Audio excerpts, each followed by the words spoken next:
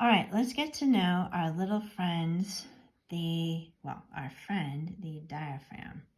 So the diaphragm is this big muscle that is, I think it looks like an umbrella inside and underneath the lungs. And it turns out the diaphragm has a divider down the center of it that allows the left and the right side to be two separate chambers. The dividing line is called the septum. It doesn't seem to be readily apparent right this second.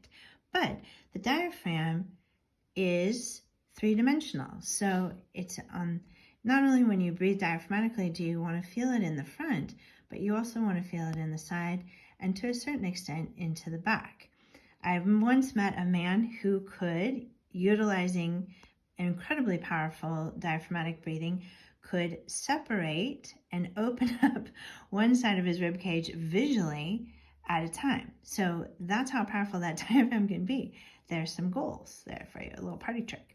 So when you breathe diaphragmatically, and that would require you breathing all through your nose, in and out, that does a couple things. That takes some muscles in your core and gets them going.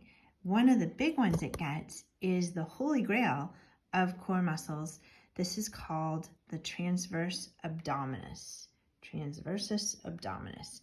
So it literally is like a corset. It hangs onto the bottom of the rib cage, top of the hip, and it is the third and deepest layer of the core muscles. If I keep piling on, there's the 6-pack or 8-pack, as you might guess. There's the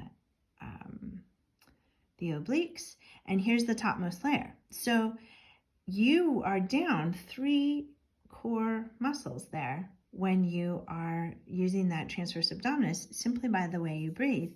And it also engages pelvic floor, and when you breathe diaphragmatically, it also engages a little muscle running up and down parallel to your spine. Not that one. It's a littler one. Not that one. Is it this one? No. It's a little tiny one called the multifidus. So it runs up and down parallel to your spine. So if you think of your core as a shopping bag, we've got the handles for the shopping bag here with the multifidus. Then we've got these, that's the transverse abdominis.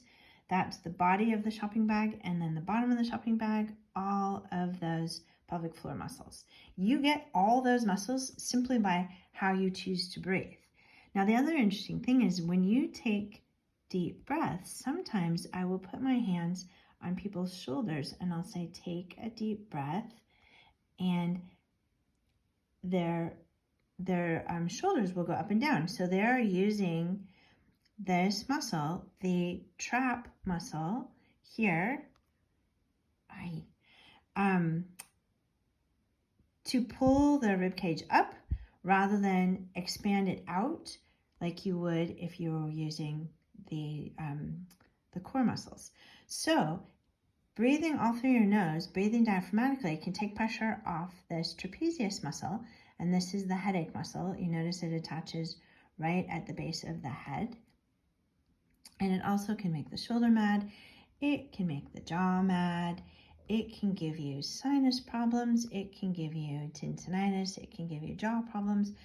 This whole big, tight trapezius muscle, this upper part of the trapezius muscle, can cause all kinds of problems if left unchecked. One of the best ways to get it to cooperate is to get the lower part of the trapezius muscle to kick in instead and allow it to sort of transfer the majority of the work along the entire trapezius rather than just the upper part, which gets classically overused.